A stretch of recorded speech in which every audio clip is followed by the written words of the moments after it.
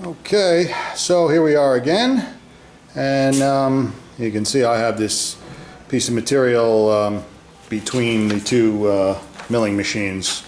We got it set up naturally, it's held in the vise that way, and then over here I just have this bolted off the table of the other machine. I do this quite often, just when you have longer pieces, it just facilitates easy machining of them and whatnot. And then I just take a level to to put them to get them in relation to one another and whatnot. And what we're making here is a spreader bar, a lifting bar. This is for a local refrigeration company, and they have some units they need to lift up into place. And I guess they're probably a couple thousand pounds, few thousand pounds, whatever. And this is going to be a bar to facilitate that. And essentially we got nice big 7/8 holes in here. These will be for clevises and such, not for the lifting. This one on each end will be for the drop hooks. And then I guess the picking point will be right here. Like I said, I put the holes in it. And now the next part will be, I'm just going to clean it up, take some of the because again, people will be handling this, so I don't like to leave anything with rough edges or whatever. So I'm just gonna smooth in the edges a little bit, and finish grind the corners, and maybe even chamfer the holes a little bit, and then we'll set it up with the other piece for the welding, and we'll get it all put together for them. Naturally, we'll have to preheat it and stuff like that, just so that it's it's good for welding. And I'll bring you along as I go.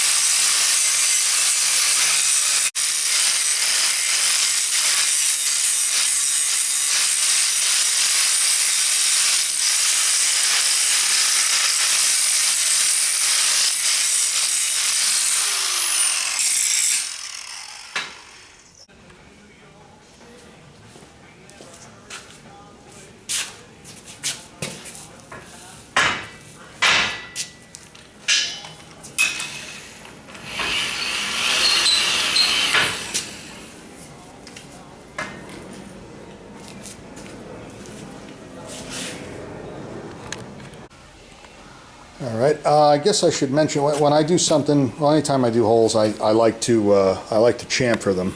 And in this case, I recently have discovered these type of well, these are countersinks actually, but they're perfect naturally for chamfering holes. I've recently discovered this style. It's fluteless, but it's got this hole in it, and I guess this hole is on an angle. But they seem to be really easy going. In other words, just to, you can see, obviously I was able to do this, I do this in this case with just a hand drill. And boy, I really like these. They're completely chatterless, and they don't seem to leave any marks, or they're really nice for, for chamfering, and that's mostly what I use them for. I mean, they are countersinks, but like I say, they really work well for chamfering, and they're easy going. There's very little tool pressure, which again is nice to be able to use them, on something like this, and just a little hand drill. So might want to just make note of that. If you have to chamfer holes, and I assume they're wonderful for countersinking because they take very little effort to to get them to cut. So yeah, I really like these. Just thought I'd mention that.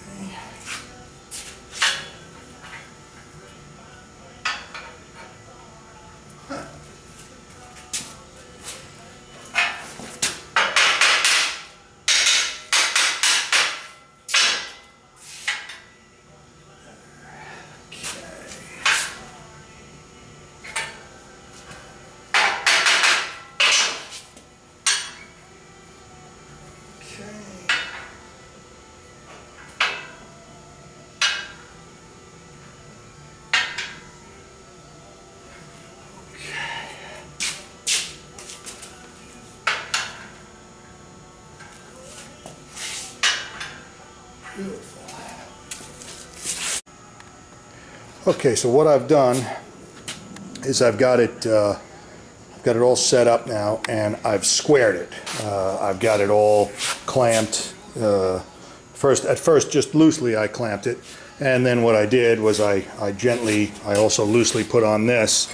See, that's just a precision angle, a square ground angle, and that was my starting point. So I went from there and got that clamped but loosely, and then I put the heavier clamps on to squeeze the two pieces together, actually. And again, loosely, and then a little at a time. You could see me, I was adjusting it, and then all I did was I just went with the with a regular machinist square, and then checked it, you know, progressively on both sides, you know, and adjusted it, you know, just by tapping it with a hammer. And then as I got it better and better, I would pull these clamps, the bar clamps, down a little more at a time. And now I've gone over the whole thing, and I've pretty much got it as good as I think you could probably get it. It's, you know, it is a hot rolled material, but it's pretty good. So now that that's done, now that it's all squared, each piece to the other, now the idea will be to to do the welding. But again, this material is 3/4 inch. This is 3/4 inch here, and it's going to be attached to another 3/4 inch piece here. So that's a lot of mass. So it's going to have to be preheated. And again, it's going to have to be preheated gently and over the whole length of the piece, because I don't want to heat one area and force a warp into it. By doing that, you could force a warp into it. So what I'm going to gently do, what I'm going to attempt to do gently, I should say, is to heat the whole thing. And then after that's done, I'll check it, you know, mostly by eye. But again, I can put the, you know, a square on it and and check it and make sure that it's good. And I'll check it in different, you know, in different spots with just a heat gun, you know, infrared heat gun, and just make sure that it's okay. Now I won't be able. I could heat it with just a regular rosebud style torch, but that's not probably going to be the most efficient way to do it. I think what I'm going to do is I'm going to use a dragon style torch with propane, because again, it's not like I need intense heat necessarily in one area. I need even heat over the whole thing. So like I said, what I'm probably going to do, well, definitely what I'm going to do is I'm going to use the dragon torch and I'm just going to, you know, start and gently wave it over the whole piece itself. So I'll get that all hooked up, I'll bring you back, and I'll show you what we're doing with that. Here is the nice part about working for a, you know, professional outfit here. They've included a nice drawing here, a nice shop drawing here, which let me try to zoom in here, which gives me all the information that I need, you know, to do this. They gave me the hole spacing, you know, the difference in heights for the different you know, for the holes, for the where they're going to pick it, where they're going to have the drop chains, you know, the dimensions for the material.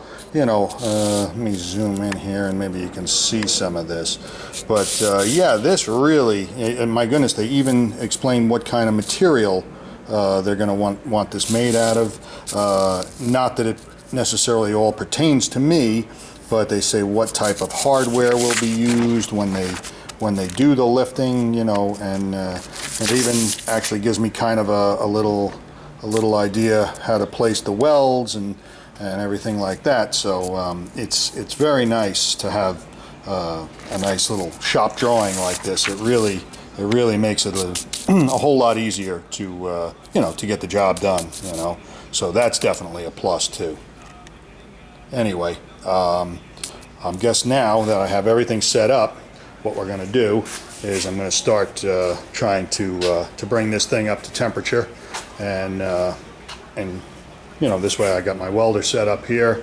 Everything's pretty much the way I'm going to want it, and we're gonna be able to go. I'm going to squirt this with MIG. I think that'll be fine for this. Like I said, we're going to bring it up to temperature. I've got my Dragon torch all set up here, ready to go, and that's what we're going to use with propane. Naturally, this is propane. So I got that set up, and I'm just going to start slowly bringing it up to temperature, and hopefully that'll help the weld go a whole lot better.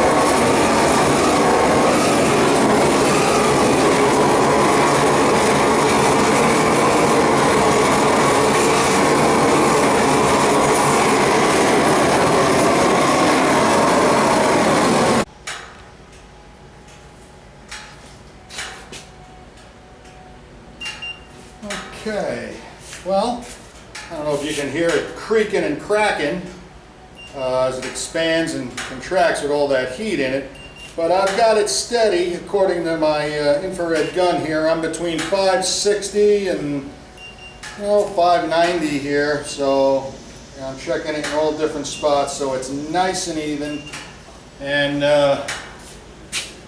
it's, yeah, you can hear it doing, creaking and cracking, but fortunately, that's why I set it up the way I did, because I don't want it doing the Watusi on me. It's still holding nice and square. Man, is this thing hot. Woohoo. Boy, oh boy. Yes, sir. Oh yeah, I think we're gonna be just good here. Yes, indeed. Oh, that's moved a little bit. All right, we'll correct that before we weld. It's just taking a little bit of a pull over to this side, but we'll correct that. It's okay there. Just in that one spot, right in here. We'll correct that. Very good there. Very good right in here. Took a little pull this way, but man, that's even warm now. Yep, we're holding a very nice. Yep, coming down a little. Now we're out around 525, 536, 527. So that's good. If we can, I'm going to get ready to weld. Just correct that and weld it up, and we should be good. Got a nice even temperature. I was hoping to get it right around 500 degrees, so that should be just fine. Yep, 525, 522. Oh, a little warm over here actually, 541. Okay. All right, so I'm going to let that just come down a little bit, kind of soak its way into even, and then that's it. I'm going to start nailing it. I'll bring you back. Okay, we've come down to a nice even heat now all across the board there, so it's time to start doing the welding. So you can kind of watch me weld a little bit.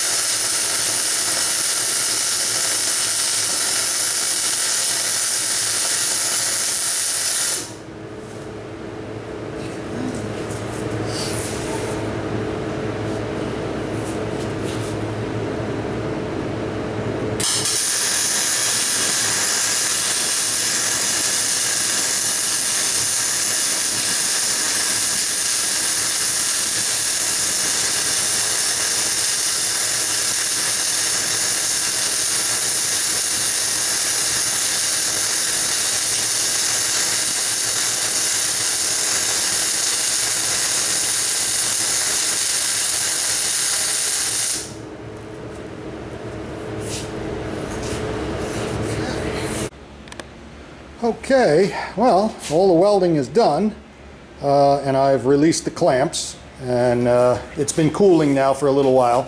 You can see it's remained quite straight, which is absolutely what we want, of course. Everything's welded. It's welded completely now, and I've been checking it with the infrared gun, and it's even cooling quite evenly, nice and slowly. I put the last weld right down in here, actually. Well, no, it was actually over in here, and that's about the hottest spot on it. But yeah, it's coming down nice and even. So I'm just gonna, allow it to normalize, I guess you'd say, or whatever. And we should be good. It should pretty much wrap it up for this. So once it's cool, I'll check it again, and I'll bring you back and let you know how it all wound up. Okay, well, this is about it. This is going to be the last step. It's cooled down now. It's right around 140, all across the whole length of it. So. So that's cool enough to pretty much call it wrapped. This is the last step here. When I build something like this, any type of a spreader bar or anything like that, what I do is I try to, as you can see, I'm checking it for balance. I want to make sure it's going to sit relatively level on its own. And you do that by having as little amount of contact as you can on there. In other words, as you can see in here, let me zoom in. This is just a 3/8 rod sent through here. That's all that is. And the chain is a small chain, and I purposely, rather than looping it around the fork, I purposely did it on just a C-clamp here, because I want as little contact anywhere as is possible. Now, the ideal way to do this would be actually with a piece of cable and a very small pin going through there. But this gets the general idea across. If it's pretty much looking this level like that, then you've done the right thing. And you try to do that by getting it measured accurately, getting everything centered, getting that bottom bar centered on there. Actually, as it gets critical, you even want to pay attention to your welds. You want to make sure you have about even welding on both sides of that center hole, on both sides of the piece. So that's kind of the way you do that, just to keep it as consistent as you possibly can. So anyway, that's going to wrap up the lifting bar or the spreading bar project here. Nice little job, and again, for a very, very reputable company, a good customer of mine, a local outfit right here. So we're going to call that good, and we're going to say this is done, and we'll get this over to the customer tomorrow. Okay, so as always, thanks for watching, and remember, as some famous guy once said, everybody polka. See you next time.